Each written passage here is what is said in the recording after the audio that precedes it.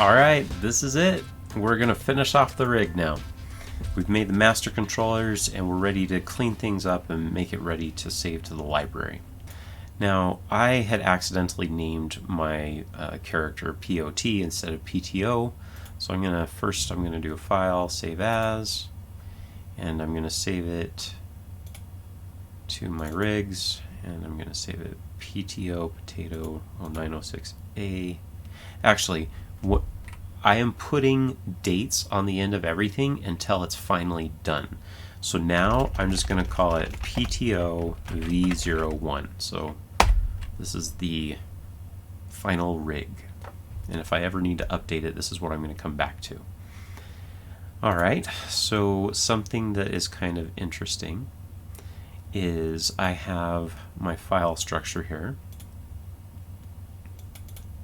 the elements folder, and I'm not sure why it did this, but I added PTO underscore in front of everything. It didn't add it to some of these, even though in the node view it's showing that it did. So if I go to like the eyelid,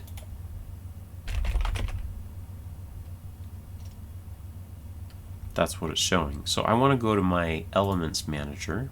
Alright, so scene element manager. And I want to go ahead, and this is Harmony's way of renaming a folder when it hasn't renamed the way you want it to. So PTO underscore, I'm just going to copy that and say modify. Great, now that should be updated here once I press save. And then here, profile tongue, modify.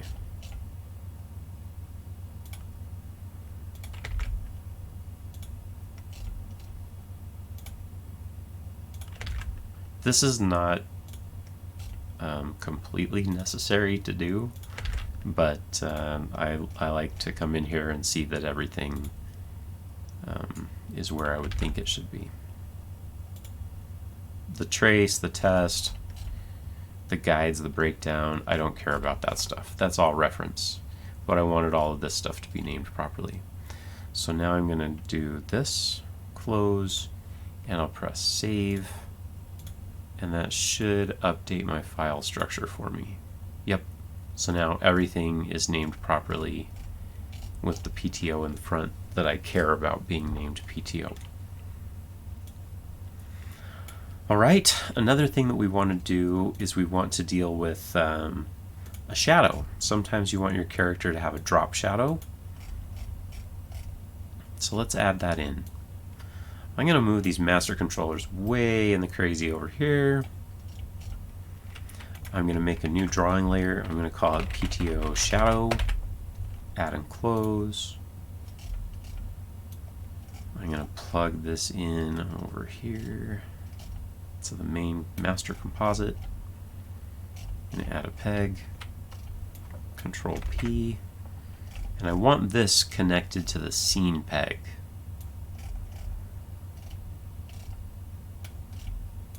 Okay. Now I'm going to draw. So I'm going to go to frame 1,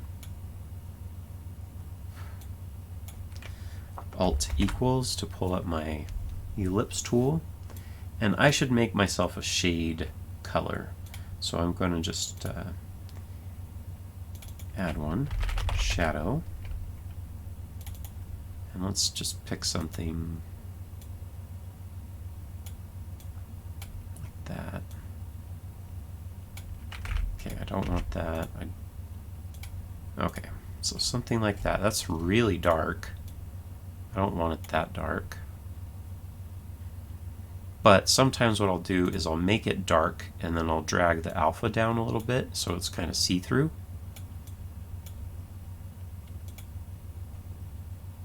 Maybe add some more saturation to it so it looks a little bit more appealing.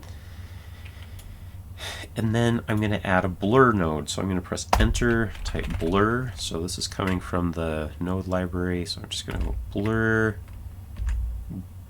Gaussian.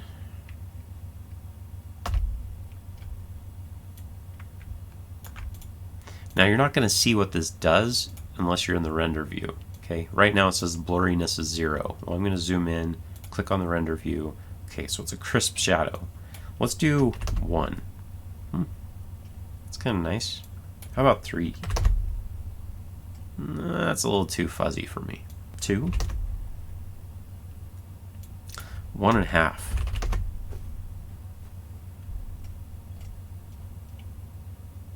I think I like 1 better. Okay. So I have that, and that will come with the rig if I am moving the scene peg. Okay. So this very top peg, if I move, it comes with it. So if the character is walking across the screen, great. But if the character is jumping, I don't want to jump up and have to move it back down to the ground. So if the character's jumping, I'm going to use the master peg so that can move independently.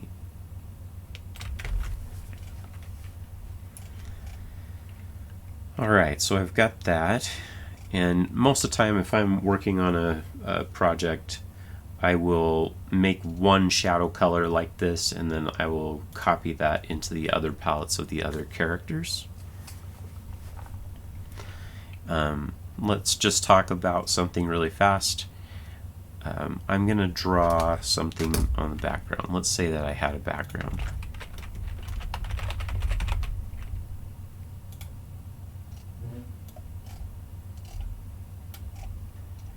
And I'm just going to draw a bunch of stuff.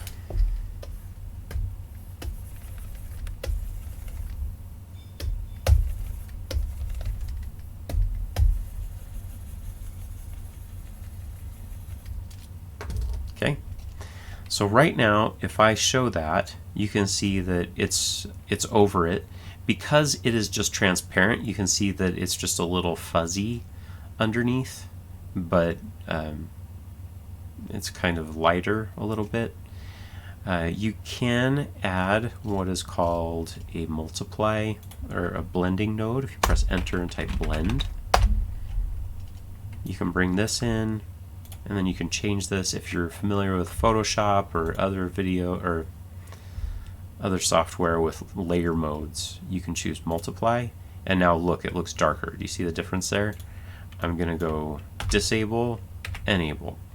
If you're going to use a blending node, you don't have to make this thing transparent.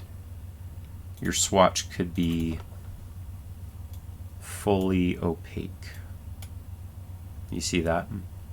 But I've just gotten in the habit of liking to just use something that's semi-transparent, and if I don't have to use the blending node, that's great.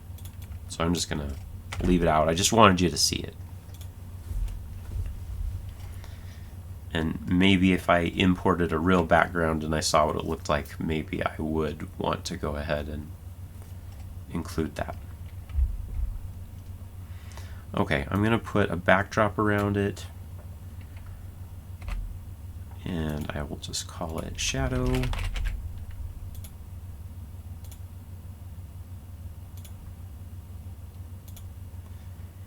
And I am going to disable it because in most shows I don't use a a drop shadow, and so I just disable it, but I leave it there anyway. And then I'll extend the exposure so that it's there the whole time. F5, 800. So if anybody wanted it, they could turn it on. I'll leave it on in this case. But as you can see, this is not something I usually include in my tilts. I'll leave it out to the side. Now it's time to get rid of the junk in the file. Get rid of the background thing that I just scribbled. Don't want that. I'm going to press 0. Okay. Now, is there anything interesting about this rig that people wouldn't expect? Is there anything that I need to leave some notes about for people? That's the next thing that I'm going to ask myself. I keep getting so confused with all of these things down here. I'm simply going to add a peg up above it, and I will call it reference. And then when I press 0, I'm not getting confused anymore. I know where my potato guy is. The trace stuff, I don't need that to even be connected. I'm going to just cut that and paste it in the extra resources area. Okay, so now my build file looks nice and clean. It starts there. Now I have this. I have room to grow. So if I wanted to keep posing it, turning around, I'm going to get rid of this 20. That was just a test. I'm going to select from here to here, delete. With the shadow, looks like I need to set a pivot point. I forgot about that. Select these, move it down here.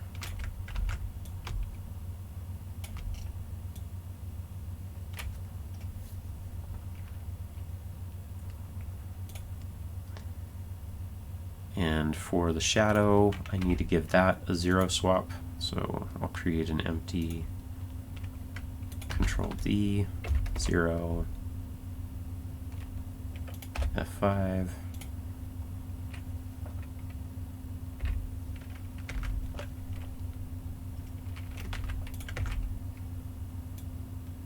Okay, there he has a shadow. Can turn it off, I don't need it. I just want to go through and clean up the file. Alright, so I left these empty because I usually like to leave some notes. I'm going to copy this, maybe the quarter view, and paste it here. And paste it here. Alright, so is there anything unique I need to communicate to people? I think that this file is pretty straightforward. It works the way most animators would expect it to work.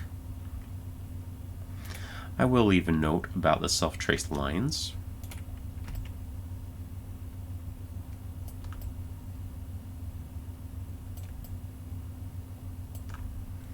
Okay, and I like to leave my notes on the sketch layer.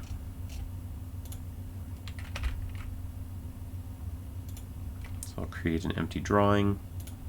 I'm going to rename it as notes. Okay. Now, sometimes I write it, sometimes I type it. I think for this example, I will just type it. Self-traced lines are included on the legs. You can disable them in the node view below legs.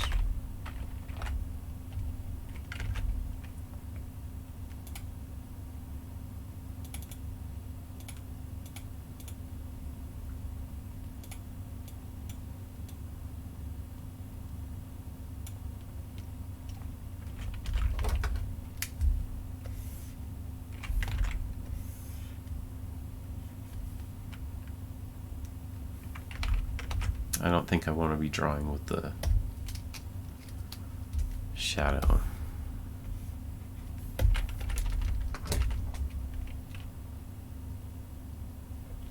Okay, what else do I want people to know about? I want them to know that to do a forward-facing arm, that they would make this come this way, and then this come this way, and then layer the hand in front.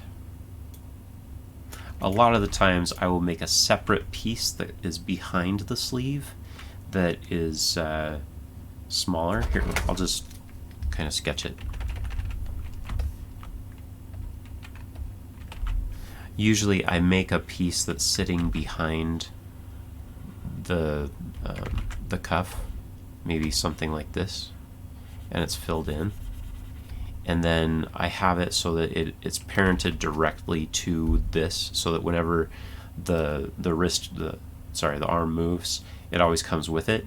But then if you show the deformers, you can make the deformers come up here, and then there's this back to the cuff that you add deformers to, so that you can bring that out. So that's something I do quite often on rigs. but this one doesn't need it, so I'm just going to show how to make that work. And I think I want to show that some of the hands are layered. So I'm going to swap to a hand that is layered.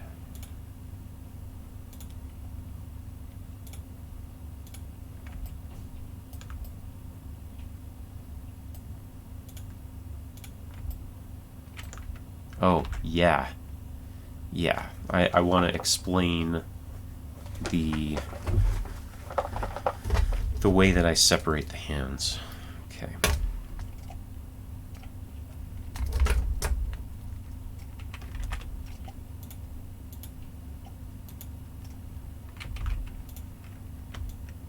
Control Shift.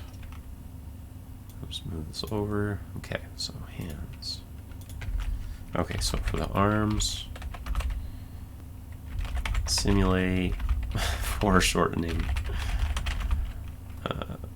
as shown here by using Z depth to bring the hand in front. There is not a back cleave. It's not needed. Okay, unless they come back to me and tell me that they really want one, then I could make a back sleeve. But for this version, I feel like it doesn't need it. The hands.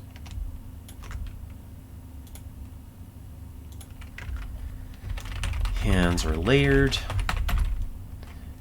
Normally, the line art and color art pegs are not plugged in. Hold Alt and drag them in if you need extra control over layered hands.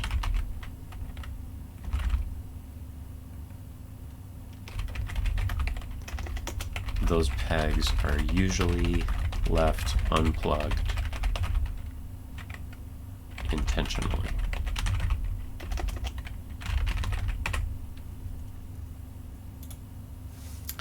I think it is important to show on the profile view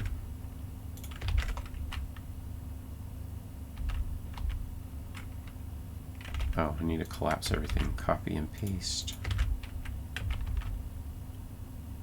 I'll do another set of notes.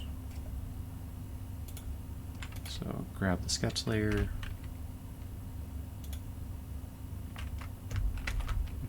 empty drawing, notes 2.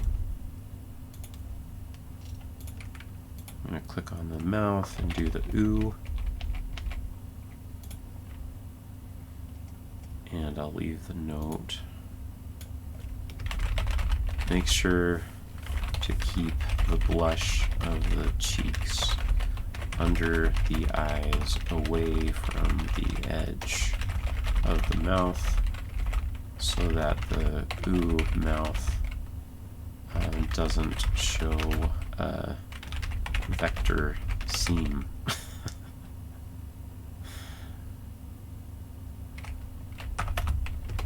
If you need the mouth to extend past the body, past the outside of the body, draw the art on the color art layer.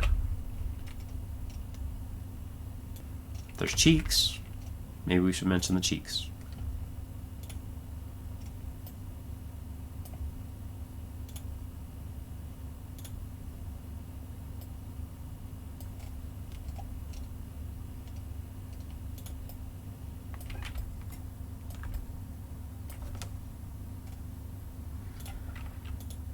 Okay.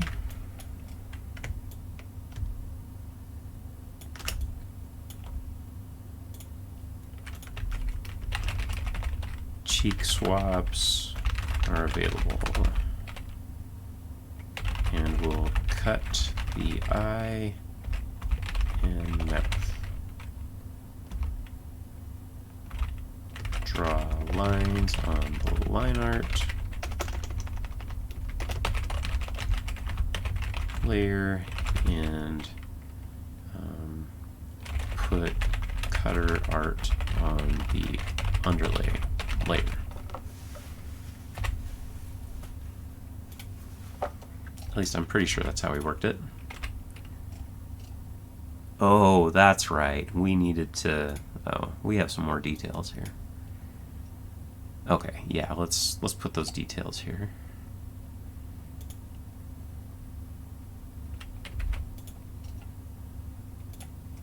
Draw lines on the line art layer.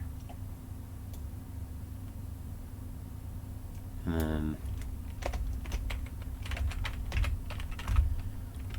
art that will cut the eyes should be drawn on the color art layer. Art that will cut the mouth should be drawn on the underlay layer.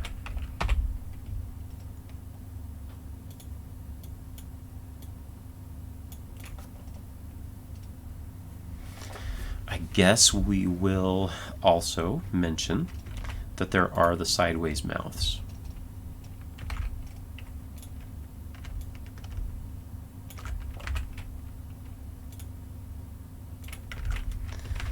The original mouths, the original, I'll call them HT happy mouths, cut into the eye.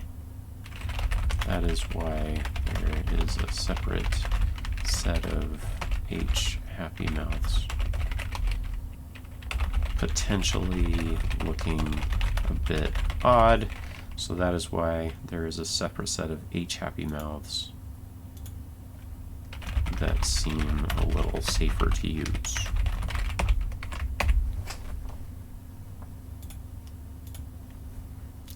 Yeah, I think that makes sense. I'll mention that the eyebrows have deformers. I mean, they're gonna find out. I'm not even gonna mention it. People already know that. Here's a note. An extremely important note. Master controllers have been created for torso tilts, shoes, and the turnaround. Please use them by clicking on the MC layers in the far right of the node view inside the PTO potato group.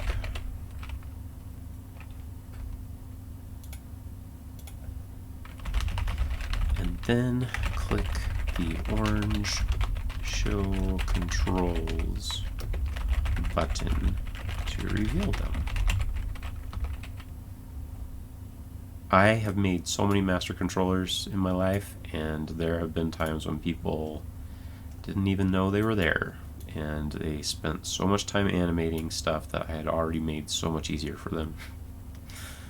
So I want to make sure that they get the memo, because it is tough. There's not always time to walk people through your rig that you make. So it's important to leave some notes.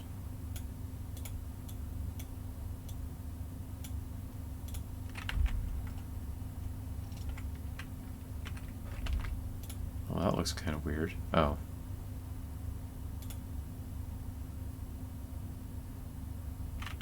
It's kind of odd that they're named that way. eye_1, mouth_1. Oh well. Alright, it's ready to go. It's got notes. Everything's ready for people to work with it. I'm going to press save, and it is time to add it to the library.